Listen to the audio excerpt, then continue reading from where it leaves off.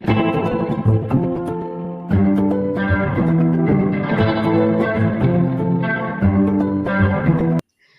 My beautiful viewers, अस्सलाम वालेकुम, नमस्ते, सत श्री अकाल, खुशामदीद। आप सभी का चैनल पर बहुत-बहुत स्वागत है। जैसे कि आज आप देख रहे हैं, हमें फिर से ज्वाइन किया है हमारे air commodore SP Singh sir. आपका बहुत-बहुत स्वागत है। बहुत शुक्रिया कि आपने वक्त निकाला और एक बहुत ही इंपॉर्टेंट टॉपिक पे आज हम बात करने जा रहे हैं जिस पर देश में चर्चा है, तो उस पर डेफिनेटली आपसे बात करेंगे। सबसे पहले आपका स्वागत और कैसे हैं आप?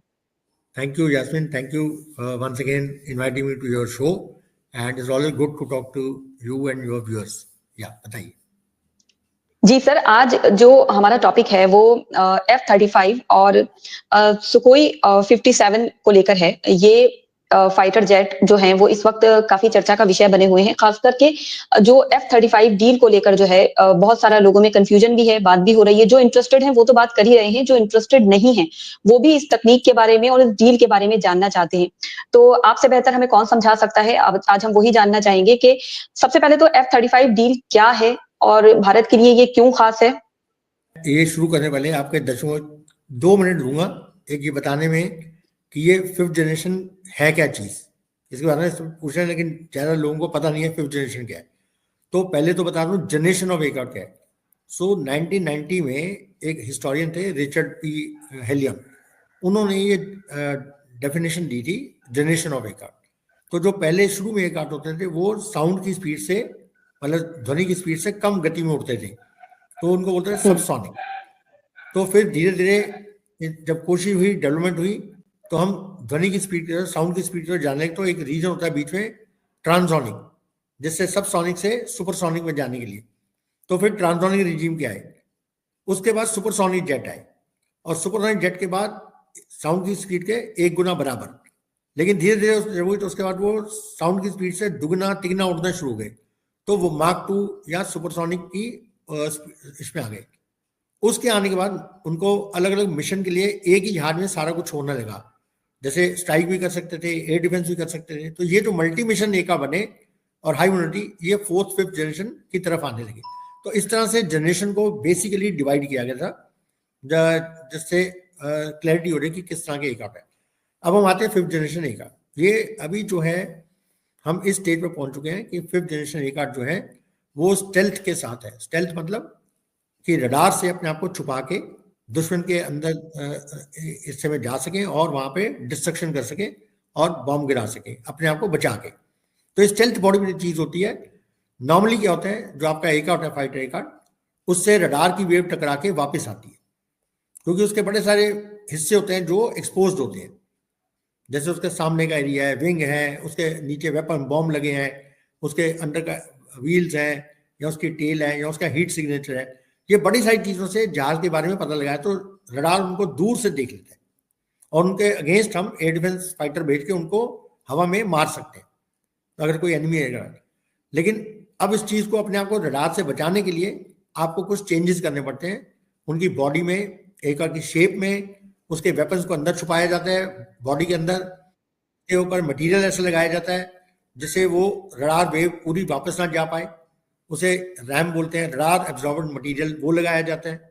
कार्बन फाइबर के कंपोनेंट यूज हैं। तो बड़ी सारी चीजें हैं जिससे हम रडार को छुपा। ये स्टेल्थ जो है ये 5th जनरेशन को सिग्निफाई करता है।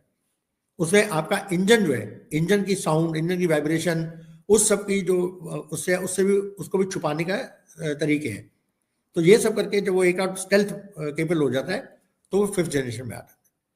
अब 5th जनरेशन में जो F-35 की डील हम बात कर रहे हैं, पहले तो थोड़ा सा मैं बता दूं हमारी रिक्वायरमेंट क्या है। हमारा जो पड़ोसी देश चीन है, जिससे हमारी एक तरह से दुश्मनी कह लीजिए, वो हमारे अगेंस्ट कार्य करता रहता है और हमें उससे किसी भी युद्ध में खतरा है। ना सिर्फ चीन से, उसके साथ जुड़ने वाले पाकिस्तान से, जो उसके साथ ही हमले की कोशिश करेगा, और अब उसमें बांग्लादेश भी शायद जुड़ जाएगा। तो ये जो जहाज है 5th जनरेशन एयरक्राफ्ट, ये बड़े केपेबल एयरक्राफ्ट है। इनके अंदर जो आज हमारे पास जो जहाज है उनसे अधिक क्षमता है, मैं उनके बारे में थोड़ा बताऊंगा आपको। तो हमारे जो चाइना है उसने 2 5th जनरेशन एयरक्राफ्ट बना लिया, J-20 और J-35, और उनमें से वो J-35 पाकिस्तान को दे रहा है। तो आप ये देखिए, हमारे देश की जो क्षमता है, हमारी जो एयरफोर्स की क्षमता है, उससे अधिक क्षमता दुश्मन के पास है। तो यदि युद्ध होगा तो हमारी पूरी कैपेबिलिटी लगाने के बाद भी हम उसमें युद्ध में उनको हरा नहीं पाएंगे और शायद वो हमारे को हरा पाए। तो इस कैपेबिलिटी को बराबर लाने के लिए, ताकि हम अपनी पूरी क्षमता से देश की रक्षा कर सके, एयरफोर्स को एक केपेबल जहाज दे सके, उसके लिए F-35 या Su-57 जैसे 2 जहाज जो अवेलेबल हैं 5th जनरेशन के, उनको हमें खरीदने की आवश्यकता है। उसका रीजन ये है कि हमारा जो अपना हम 5th जनरेशन का बनाने की कोशिश कर रहे हैं, वो AMCA उसका नाम है, एडवांस मीडियम कॉम्बैट एयरक्राफ्ट, वो अभी तो ड्राइंग बोर्ड की स्टेज पे। उसका कब डिजाइन क्लियर होगा, कब उसके काम शुरू होगा, कब उसके पुर्जे बनेंगे, कब उसका इंजन आएगा, ये सब करते करते कम से कम 10 से 12 साल लग जाएंगे। उस 10-12 साल में हमारी जो कैपेबिलिटी का गैप है, जो चाइना से और हमारे बीच में गैप है, उसको फिल करने के लिए हमें एक अर्जेंट रिक्वायरमेंट है कि ऐसा कोई जहाज हम ले पाए। और उसमें 2 ये जहाज जो 5th जनरेशन है, ये क्वालिफाई करते हैं। अब मोदी जी जब गए हैं प्रेसिडेंट ट्रम्प के पास, पहले अमेरिका का स्टैंड था कि वो F-35 किसी भी हालत में इंडिया को नहीं बेचेंगे। उसका रीजन ये था कि हमारे पास रशियन S-400 सिस्टम है जो F-35 को काउंटर करता है, एयर डिफेंस सिस्टम। तो अमेरिका नहीं चाहता था कि उनकी टेक्नोलॉजी के बारे में इंडिया को पता चले और उसके थ्रू रशिया को पता चले, तो हमारे पास रशियन एयर डिफेंस सिस्टम है। तो इस चीज को अवॉइड करने के लिए उन्होंने रिस्ट्रिक्शन लगाई थी कि F-35 डील नहीं होगी। लेकिन अब जो है ट्रंप ने बड़े रीजन उसके मैं अलग बताऊंगा, उसके कारण उसने मोदी जी को ये ऑफर दी है कि हम आपको F-35 दे देंगे। अब F-35 जो है 5th जनरेशन का one of the best aircraft है। उसके आने से देयर इज नो डाउट कि हमारी क्षमता बहुत अधिक बढ़ जाएगी और आने वाले करीब 15-20 साल हमें चाइना को काउंटर करने की पूरी शक्ति होगी हमारे पास। तब तक हम अपना ये AMCA डेवलप कर लेंगे। तो इसलिए F-35 की डील हमारे लिए बहुत ही अच्छी डील है। लेकिन ये है कि बिटवीन F-35 और Su-57 में कौन सा जहाज बेटर है हमारे लिए, वो एक डिबेट का विषय है। पर कोई भी 5th जनरेशन एयरक्राफ्ट आए, उसका आना अर्जेंट नहीं आना बहुत जरूरी है। सर, इस पर जो आपने 5th जनरेशन फाइटर जेट के बारे में जो हमें बताया है, F-35 हो या फिर सुखोई 57 हो, इसके कंपैरिजन बहुत ज्यादा हो रहे हैं। क्या क्या इसमें डिफरेंसेस हैं, क्या क्या इसके स्पेसिफिकेशन है, ये आपने हमें बताया। और 5th generation jet fighter jet क्यों बहुत ज्यादा इंपॉर्टेंट है, ये भी आपने हमें समझाया। लेकिन जो इसका लाइफ टाइम ऑपरेटिंग कॉस्ट है वो बहुत मायने रखता है। तो मैं जब इसके बारे में जब पढ़ भी रही थी तो मैंने देखा कि F-35 19 कंट्रीज, उससे अगर इसमें देखें तो इसमें नेटो कंट्रीज भी हैं, उसका इस्तेमाल कर रही हैं। तो ये जो ग्लोबल सप्लाई चेन है, अगर इस तरह से देखें तो कोई वेस्ट का फाइटर जेट जो है वो हमारे यहाँ आता है, तो इससे क्या फर्क पड़ेगा। और जो इसकी ऑपरेटिंग कॉस्ट है उस पर एक बड़ा मायने रखता है। और आपने जो कहा AMCA जो है हमारा एडवांस मीडियम कॉम्बैक्ट एयरक्राफ्ट, उसको अभी समय लगेगा। 5th जनरेशन अगर हम अपने यहाँ उसको कह रहे हैं, रिसोर्सेज भी नहीं है उस तरह से। तो सर कॉस्ट की जब बात करते हैं तो वो सबसे ज्यादा मायने रखता है, और बजट पे तो हमारे यहाँ बात होती ही रहती है। तो सर इस पर क्या असर पड़ेगा इसका, अगर हम F-35 की तरफ जाते हैं। देखिए, मैं फिर से थोड़ा सा मैं आपका समय लूंगा। पहले बताने की इनकी कैपेबिलिटी कंपैरिजन करना जरूरी है, Su-57 की और F-35 की। वो सबसे जरूरी है कि उनकी कैपेबिलिटी क्या है, दोनों की क्या एक जैसी है या अलग अलग है।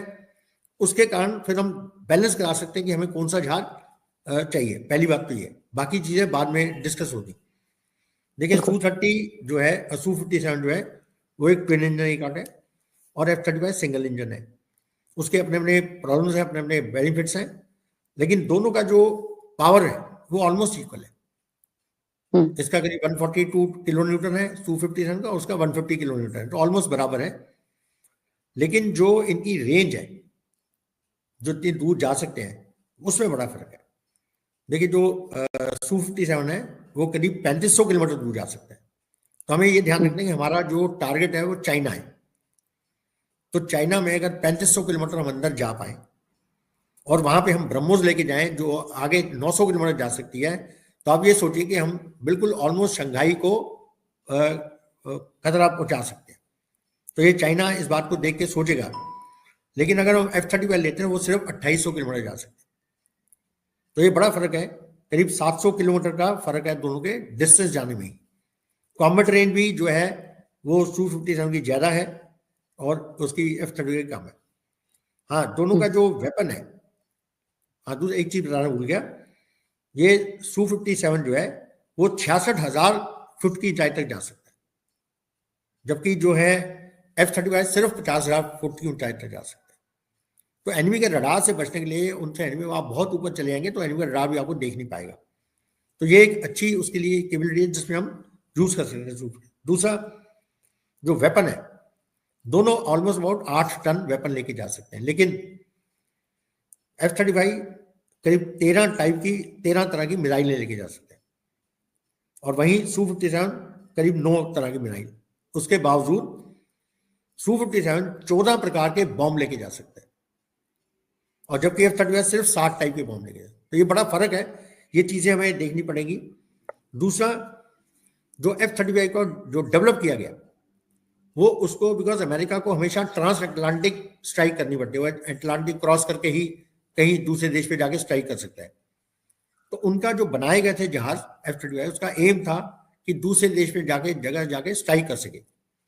दूसरी बात, उनका जो है मोस्टली एक और जो है वो शिप से मतलब जो कैरियर है, एक और कैरियर उससे फ्लाई करते हैं बिकॉज इतनी दूर लैंड से आ नहीं सकते। और अमेरिका के पास जो है 12 एक और कैरियर है, तो उनका डिजाइन जो होता है हमेशा एक और कैरियर के संबंध में होता है। तो उन्होंने इसको नेवल वर्जन जो बनाया है मेन उसका है, जबकि Su-57 का भी अंडर डेवलपमेंट है। लेकिन Su-57 का लैंड वर्जन जो हमें चाहिए वो प्योरली डिफेंसिव कैपेबिलिटी को ज्यादा रखा गया उसमें। रशिया जो हमेशा डिफेंसिव कैपेबिलिटी डिजाइन करता है, जबकि ये दोनों एक मल्टी रोल है, पर मेजर रोल इनका एयर डिफेंस है इसका Su-57 जो हमें चाहिए, क्योंकि हम ऐसा देश है जो किसी दूसरे पर आक्रमण नहीं करते, लेकिन हम अपने देश को डिफेंड करना चाहते हैं। तो ये हमारी कैपेबिलिटी है, हमारी सोच है, हमारे जो स्ट्रेटेजी है उसको Su-57 सूट करता है। और इसकी कैपेबिलिटी जो है डिस्टेंस वाइज, मारक क्षमता वाइज F-35 से कहीं ज्यादा है। तो ये कंपैरिजन जो है बड़ा इंपॉर्टेंट है। दूसरा जो अब रीजन है जो आपकी बात कर रहे हैं, अब इसमें क्या है, अब जो कॉस्ट वाइज है F-35 की कॉस्ट हमेशा हमारे लिए ज्यादा होगी। उसका रीजन बता दें, क्योंकि जो हम Su-57 लेके आएंगे अगर हम लाते हैं तो हमारे ऑलरेडी हम Su-30 ऑपरेट कर रहे हैं और Su-30 की जो शेल्टर बना है, जो उसकी मेंटेनेंस फैसिलिटी है, जो उसके जो लैब्स हैं मिसाइल्स की, और जो उनके जो हमारे लोगों की ट्रेनिंग है वो ऑलमोस्ट सेम है। मतलब हमारे ना तो पायलट्स को ज्यादा समय लगेगा, ना हमारे टेक्नीशियंस को Su-57 को अडॉप्ट करने में, और हमारे पास सब कुछ ऑलरेडी बना हुआ है। हमारे जितने एयरबेस हैं सब Su-30 के लिए क्वालिफाइड है, बने हुए। तो ये Su-57 किसी भी बेस में आके ऑपरेट करना शुरू कर सकता है, तो हमारा जो टाइम है बड़ा कम लगेगा। दूसरा, ये जो मेंटेनेंस का, मिसाइल्स का, वेपन्स का, ट्रेनिंग का खर्चा है वो हमारा सारा बहुत कम होगा। अब आते हैं F-35 पे। F-35 लेंगे तो एक नया सिस्टम हमें लेना पड़ेगा, अकेला एक और नहीं आता। एक और के साथ उसके पहले में ट्रेनिंग के लिए जाना पड़ेगा। हमारे लोग अमेरिका जाएंगे, वो ट्रेनिंग, उनका खर्चा, पायलट्स का भी, टेक्नीशियन का भी। फिर उसे एक आउट के लिए एक अलग तरह से हैंगर, स्पेशल हैंगर चाहिए होंगे, स्पेशल मेंटेनेंस एक्टिविटी चाहिए, उनकी लैब बनेगी, उनके हैंगर बनेंगे, उनकी जो मिसाइल की टेस्टिंग लैब बनेगी, स्टोरेज, वेपन स्टोरेज अलग से बनेगा। ये सारी चीजें जो है ये कॉस्ट बढ़ाती जाएंगी। तो इस पूरी कॉस्ट में हमारे पास गिने चुने ही F-35 आ पाएंगे। दूसरी चीज, अमेरिका के जो इसके पार्ट्स हैं वो बहुत कॉस्टली है, तो आपकी जो, जैसे आप बोल रहे हैं, मेंटेनेंस कॉस्ट बहुत हाई रहेगी। तीसरी बात, जो सप्लाई चेन की आपने बात कही, बिल्कुल ठीक है, क्योंकि इनकी जो प्रोडक्शन रेट है, अब इतने देश उसको यूज कर रहे हैं, तो उस लाइन में हमारे को, अगर हमारे को एक आध में कोई कमी आती है, कोई मुश्किल आती है, तो उसके पार्ट्स आने में ही समय लग जाएगा। तो एक आउट ग्राउंड पर रहेगा, उसे बोलते हैं AOG, एक आउट ऑन ग्राउंड। और ये किसी भी देश के लिए AOG होना बहुत ही बुरी बात है, क्योंकि आपने एक आउट में इतना पैसा खर्च किया, लेकिन वो एक आउट फ्लाई नहीं कर सकता क्योंकि उसके पार्ट्स नहीं है।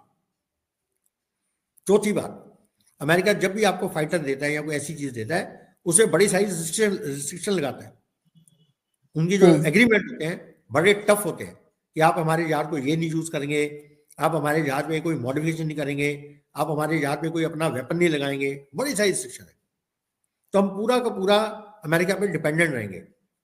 कल को यदि अमेरिका से कोई संबंध खराब हो गए तो आप सोचिए पूरी F-35 कौन यहाँ पे खड़ी रहेगी, हम कुछ नहीं कर पाएंगे। और अमेरिका जब भी जाएगा हमें आर्म ट्विस्ट कर सकता है। तो ये बड़ी सारी चीजें सोचनी पड़ती हैं, कैपेबिलिटी एक तरफ, लेकिन ये जो बातें हैं किसी भी एक आदमी प्रोक्योरमेंट में, ये सब बहुत ज्यादा मायने रखती है। अब लास्ट पॉइंट, अब जो Su-57 में ये सब प्रॉब्लम्स नहीं आएंगी, तो हमारे पास ऑलरेडी है, हमारा सिस्टम है, और रशिया जो हमारा मतलब इंडिपेंडेंस हमारा पर्टिकुलर डिफेंस अलाई है, हमें हमेशा सहायता करता है, तो बड़ी अच्छी दोस्ती संबंध है।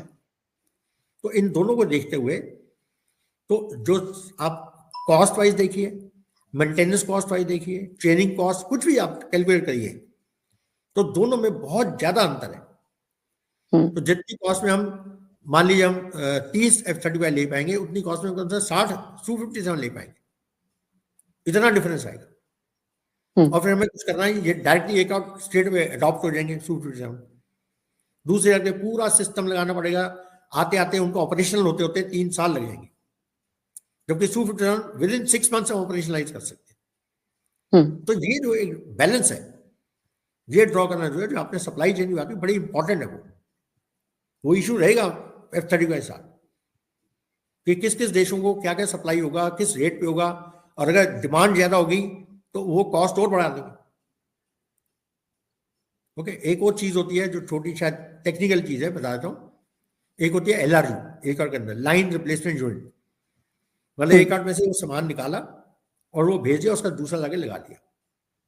और ये LRU की अवेलेबिलिटी भी बड़ा इशू रहता है, क्योंकि आपको कंटिन्यूस वो LRU होने चाहिए आपके स्टोर में, ताकि एक डाउन AOG हुआ, फटाफट निकाल के लगाया और उसको रिपेयर के लिए अमेरिका भेज दिया।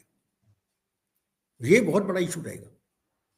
तो इन सब कारणों से जो डील है F-35 डील, वो हमारे लिए शायद अच्छी ना रहे। तो इनको देखने के लिए एक पॉलिटिकल डिसीजन जरूर लिया जाएगा कि इन दोनों में से कौन सी डील जो है हमें कम पैसे में अच्छी डील मिलेगी। मैं बता दिया, दो एयरक्राफ्ट ऑलमोस्ट इक्वली केपेबल है। हमारा जो सबसे अच्छा वेपन है इस समय वो है ब्रह्मोस। वो Su-30 में हमने ऑलरेडी लॉन्च करके सारे ट्रायल कर लिए, Su-30 में सक्सेसफुल है, तो उसको Su-57 में लगाने में टाइम नहीं लगेगा, और रशिया इसके लिए रेडी है। उस F-35 में हम लगा ही नहीं पाएंगे, हमें रिस्ट्रिक्शन मिलेगी, नहीं मिलेगा क्लियरेंस। ये जो कारण है, इनके कारण between the two Su-57 should be a better deal हमारे लिए, क्योंकि अगर मैं बताऊं तो हमारे हिसाब से Su-57 डील सबसे अच्छी रहेगी। अब लास्ट चौथा कारण, पांचवा कारण एक और बताता हूं, इससे पहले कि आप क्वेश्चन पूछे। हमें अपने 5th जनरेशन एयरक्राफ्ट के लिए इंजन चाहिए। हम जी कंपनी से बहुत देर से ट्राई कर रहे हैं, वो इंजन टेक्नोलॉजी ट्रांसफर करने को नहीं माने। वो कह रहे हैं हम 80% तक देंगे। दूसरी तरफ साफरान इंजन है जो फ्रांस का, वो 100% देने को तैयार है, लेकिन जो हमें 114 MRF जहाज खरीदे हैं उसमें डील है कि हम फिर रफाल ही खरीदें। वो भी एक अच्छी डील है, उसमें कोई कमी नहीं है, तो हमारे लिए साफरान रहेगा। लेकिन साफरान इंजन को हम LCA में नहीं यूज कर पाएंगे, जो हमारी अब LCA में ऑलरेडी जी लगा हुआ इंजन। अगर हम नया इंजन लाएंगे, साफरान टेक्नोलॉजी भी ले आएंगे, तो पूरा LCA का पूरा सिस्टम चेंज करना पड़ेगा, क्योंकि इंजन से ही सब चीजों को पावर मिलती है, सब कुछ सब जनरेट होता है सब कुछ। तो इंजन जो है एक आपका हार्ट है, तो ये हार्ट ट्रांसप्लांट उसमें नहीं हो पाएगा, तो LCA के लिए फिर से नया डिजाइन करना पड़ेगा, फिर हमारा LCA प्रोग्राम रह जाएगा। तो हम चाहते हुए भी ना भी हमें जी इलेक्ट्रिक से हमें कंप्रोमाइज करना पड़ेगा, और वो ट्रम्प के आने से हमें G404 और G414 जो आमका के लिए इंजन प्लान है वो मिल जाएगा। उसके लिए फिर हमें F-35 लेना पड़ेगा। तो ये बड़ी कॉम्प्लेक्स सिचुएशन है इस समय कि कौन सा जहाज लिया जाए। दोनों तरफ है, आप ये मान के एक तरफ कुआं एक तरफ खाई है, कि दोनों में से जो भी लेंगे कहीं ना कहीं हमारा बहुत नुकसान दोनों तरफ से कुछ ना कुछ तो होगा। Su-57 लेना बहुत आसानी से होगा, सब कुछ होगा। F-30 की डील बड़ी कॉस्टली होगी, लेकिन उसके साथ फायदा ही होगा कि जी इलेक्ट्रिक इंजन आ जाएगा, तो हमारा LCA Mark II और आमका इसके लिए सुविधा हो जाएगी और हम उनको बना पाएंगे। तो एक बड़ा डिफिकल्ट डिसीजन है इस समय कि कौन सा जहाज किस कंडीशन में कब लिया जाए, कैसे लिया जाए। बिल्कुल, ये आगे आने वाले वक्त में तो ये डेफिनेटली सामने आएगी ही बात, लेकिन आपने बड़ी खूबसूरती से हमें ये एक्सप्लेन कर दिया, क्योंकि बड़ा ही टेक्निकल इशू है। और जैसे कि आपने बताया, Sukhoi 30 MKI जो है वो अभी भारत इस्तेमाल कर रहा है। अब सुकोई 57 को लेकर क्या फैसला होगा वो देखा जाएगा, लेकिन इसमें जो F-35 है, तो अमेरिका और रशिया तो इस दौड़ में है ही, तो जाहिर सी बात है भारत क्या फैसला लेगा वो देखने वाला होगा। लेकिन ऐसे में मैं चाइना का देख रही थी कि उन्होंने जो एक, उनके एक्सपर्ट भी बैठकर जो बात कर रहे होते हैं, और उन्होंने जो एक, आपने भी देखा हो शायद वो वीडियो में, जो J-20 को F-35 के साथ कंपेयर करते हुए बताया गया। हालांकि अगर किसी भी 5th जनरेशन एयरक्राफ्ट की बात करें, फाइटर जेट की बात करें, तो उसका स्टेल्थ कैपेबिलिटी, जैसे कि आपने बताया, वो सबसे इंपॉर्टेंट फीचर्स में से एक होता है। और F-35 के बारे में आपने बोल ही दिया कि उसको डिटेक्ट करना ऑलमोस्ट इम्पॉसिबल है, तो वो तो इतनी एक एडवांस टेक्नोलॉजी है इतनी, और उसमें J-20 को ऐसे दिखा रहे थे। तो इस दौड़ में, अमेरिका और रशिया की दौड़ में, चाइना भी अपने आप को खड़ा करना चाहता है कि ना, कि J-20 जो है वो हमारा F-35 को भी डिफीट कर सकता है। तो क्या कहेंगे सर उसके बारे में? और उसका अट्रैक्शन तो पाकिस्तान में ज्यादा ही दिखता है। जी, गुड गुड गुड। आपने चाइना की बात कही, मुझे बड़ा अच्छा लगा, मैं इसमें आना चाहता था, थैंक यू सो मच। अब आपको बताता हूँ, Su-57 रशिया का 5th जनरेशन है, F-35 चाइना, सॉरी यूएस का, अमेरिका। अमेरिका का, और चाइना के दो हैं, J-20 और J-35। तो ये 4 5th जनरेशन एयरक्राफ्ट हैं। अब इन चारों में सबसे ज्यादा कॉम्बैट प्रूवन, जिसने वॉर्स में पार्ट लिया है और अपनी कैपेबिलिटी दिखाई है, वो सिर्फ F-35। F-35 में उसने सीरिया वॉर में पार्टिसिपेट किया, उसके बाद इसराइल और हमास की जो लड़ाई में वहां पे ईरान के अगेंस्ट किया, ऐसे कई ऑपरेशन में F-35 पार्टिसिपेट कर चुका है। आपको मैं याद दिलाता हूँ, एक भाई जब उनकी नैन्सी पेलोसी, जो उनके अमेरिका की स्पीकर थी, वो गई थी ताइवान, तो चाइना ने बहुत बड़ा थ्रेट दी थी कि हम काउंटर करेंगे, ये करेंगे, तो उनको एस्कॉर्ट करने के लिए F-35 गए थे। तो ये इसकी कैपेबिलिटी दिखाई थी, उसके F-35 हवा में आती, बाकी सारे जहाज, फाइटर जहाज नीचे बैठ गए। तो ये जो कैपेबिलिटी डिमॉन्स्ट्रेशन है, वो अमेरिका ने उसकी बड़े अच्छे से करी है। जबकि रशिया ने Su-57 को सिर्फ और सिर्फ यूक्रेन वॉर के अगेंस्ट यूज किया, वो बड़ा लिमिटेड यूज किया। और J-35 चाइना का और J-20 कहीं यूज नहीं हुए, ना किसी एक्सरसाइज में, ना किसी वर्ल्ड की एक्सरसाइज में पार्टिसिपेट किया उन्होंने। उन्हें सिर्फ पाकिस्तान के साथ लड़ाई है, वो उनको और कोई अपने पास बुलाता भी नहीं है। तो ऐसा जहाज जो खुद ही देखा, खुद ही फ्लाई किया, खुद ही बोला, उसकी क्वालिटी का किसी को नहीं पता। ओके, सो उनकी क्वालिटी जब कहीं किसी ऑपरेशन में होएगा तब पता चलेगी। तो आप कंपेयर, आप is like you can't compare Apple and oranges, आप कंपेयर ही नहीं कर सकते। हाँ, वो पाकिस्तान को दे रहा है, तो that is a different issue, कि पाकिस्तान को सप्लाई कर रहा है ताकि वो भी फ्लाई करके देखें क्या हो, वो कैपेबिलिटी अपनी चेक करना चाह रहा है, लेकिन कहीं भी उसको मौका नहीं है ना कहीं चेक करने का। और यहाँ तो ये ऑलरेडी आपको जो भी चीज आप लेते हैं, अगर वो वॉर टेस्टेड है, कॉम्बैट प्रूवन है, तो it is better deal rather than taking something जो किसने टेस्ट नहीं करी। ओके, तो ये एक बड़ा मुद्दा है, तो ये वक्त बताएगा क्या है, लेकिन एज ऑफ नाउ जो मोस्ट केपेबल एयरक्राफ्ट है जिसकी कॉम्बैट वर्दीनेस प्रूव हो गई, वो F-35 है। लेकिन हमारे लिए, जैसे मैं पहले भी कहा, हमारे लिए मोस्ट सूटेबल एक्चुअली Su-57। मैं एक और चीज बताता हूँ, Su-57 का अकेला ऐसा जहाज है जिसमें SSS कैपेबिलिटी है, SSS, वो 5th जनरेशन में एक अकेला जहाज है। वो 3 S के हैं, स्टेल्थ, सुपर क्रूज और सुपर मैन्यूवरेबिलिटी। अब मैं बताता हूँ सुपर क्रूज क्या है। स्टेल्थ तो सबको पता है, सुपर क्रूज क्या है कि आप ड्राई पावर में, नॉर्मली आपको सुपरसोनिक जाने के लिए आपको आफ्टर बर्नर यूज करना पड़ता है। आप आफ्टर बर्नर एंगेज करते हैं, एक्स्ट्रा फ्यूल सप्लाई करके एक्स्ट्रा पावर जनरेट होती है, फिर आपका एक कार्ड सुपरसोनिक जाता है। ये एक कार्ड ड्राई पावर में सुपरसोनिक चला जाता है, which is a huge capability, तो इसे सुपर क्रूज बोलते हैं। देन इज सुपर मैन्यूवरेबिलिटी, इसकी जो मैन्यूवरेबिलिटी है, इसके इंजन जो है उनको आप टिल्ट कर सकते हैं हवा में। नॉर्मली थ्रस्ट हमेशा सीधा होता है कि आप एक कार्ड सीधा ही जाएगा, या टर्न ऐसे घुमा सकते हैं, लेकिन इसको साइडवेज घुमाने के लिए आपको इंजन की डायरेक्शन चेंज करनी पड़ेगी। तो इसकी हवा में दोनों इंजन बड़े आराम से मनूवर कर सकते हैं। तो एक ही जगह से एकदम साइडवेज हो सकता है, एकदम नीचे जा सकता है, एकदम ऊपर जा सकता है, जो और किसी जहाज में कैपेबिलिटी नहीं है। Su-30 में इसकी थोड़ी सी कैपेबिलिटी है इस तरह की, वो इंजन के फ्लैश मूव करके, लेकिन ये जो है फुल सुपर मैन्यूवरेबिलिटी एयरक्राफ्ट है। अब ये कैपेबिलिटी इसकी इसलिए है कि इसको डिफेंसिव रोल में यूज करना है, और ऑफेंसिव कैपेबिलिटी इसकी है, बहुत है, लेकिन मेन इसका काम है एयर डिफेंस करना है, एयर डोमिनेंट फाइटर है। तो ये जो चीजें हैं, ये बड़े फर्क हैं, सारे जहाजों में अलग अलग फर्क है। तो जे F-35 अपनी जगह, उसका काम है दूर जाके मारक क्षमता दिखाना, ट्रांस अटलांटिक जाना है उसको। Su-57 का काम है रशिया इतना बड़ा एरिया उसको डिफेंड करना है, प्लस स्ट्राइक करनी है, जो हमें भी चाहिए। और J-35 और J-20 तो मैं आपको बता ही चुका हूँ उसके बारे में। लेसन स्पोकन द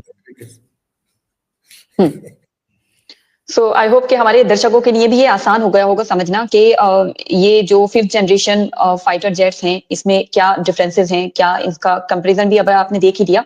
तो अपनी अपनी खासियत, अपनी अपनी खूबियों के साथ भारत किस तरफ जाएगा, ये आगे आने वाले समय में देखना होगा। लेकिन मैं एज एन इंडियन तो यही चाहूंगी, हम सब भारतीय, कि जो हमारा खुद का प्रोग्राम है एम का, वो जल्दी से जल्दी पूरी तरह से वो कंप्लीट हो जाए, और फिर हम हमारी ही टेक्नोलॉजी, वो मेक इन इंडिया पे जो हम वर्क कर रहे हैं, आत्मनिर्भर भारत, तो हमें किसी तरफ देखना ही ना पड़े, हमारे खुद के पास टेक्नोलॉजी हो, हमारे खुद के पास चीजें हो।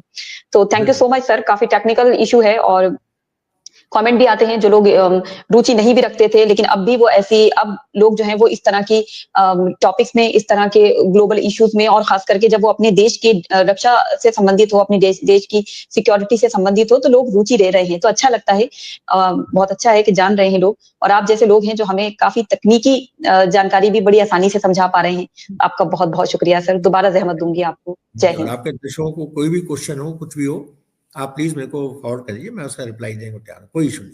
बिल्कुल बिल्कुल सर, अगर बहुत अगर शुक्रिया। प्रोग्राम में आप लाइव अगर करना है, पूछना चाहें, उनसे ही बोलिए, पूछ सकते हैं, कोई कोई इशू नहीं। जी जी थैंक यू। जी, हमारे थैंक यू। दर्शक सुन रहे हैं, डेफिनेटली उनके पास कोई भी क्वेश्चन हो तो सर कह रहे हैं कि वो आपके सवालों का जवाब भी देंगे। वेलकम है आपका, और आपका बहुत शुक्रिया सर कि आप सभी के लिए इस तरह से एक्सप्लेन करने के लिए चीजें हमेशा हमारे साथ हैं। बहुत शुक्रिया सर। जय thank Hind. You so much, और आपके दर्शकों का भी धन्यवाद। Thank you so much.